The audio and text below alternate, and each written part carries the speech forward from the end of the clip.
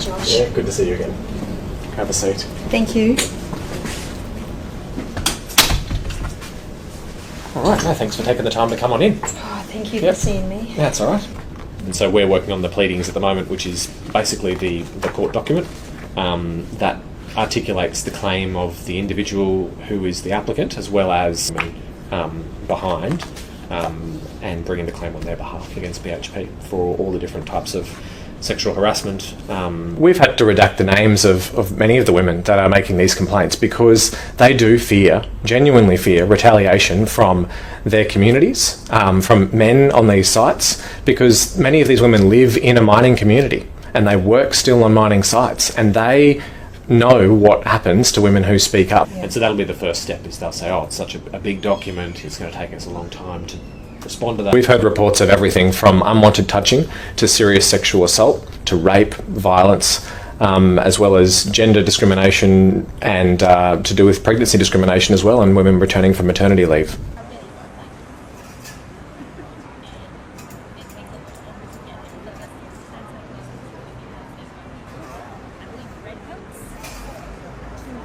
So they locked the door behind me, gestured to sit down. I sat down and I wondered what was going to happen, and I said, am I going to be sacked?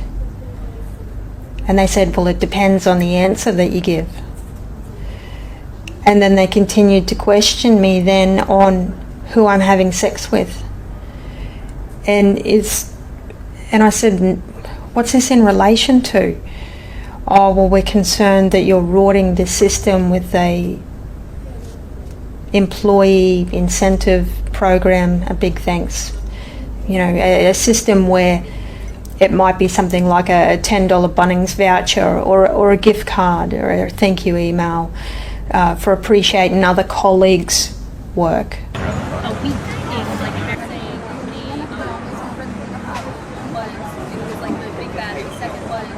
I felt like I wanted to leave the room. I started to feel ill. I didn't know their intentions, where they were leading with these questions, where it was going to end up at the end of this conversation. I wanted to get out of there. It was not right. I'd never heard of anyone being asked these questions before. This is not meant to be allowed. This is not meant to happen. It shouldn't happen in any workplace. That is, there was a change on that date to the sex discrimination legislation. They offer you a resignation in place of a termination. So I was offered a resignation in place of my termination, what was I terminated for? Why was I terminated if it was just going to be turned into a resignation? One, it clears their name and their history, and it means that I just left the company of my own free will, and I never ever intended to leave. And then they'll have a first hearing where the judge brings an initial timetable to get things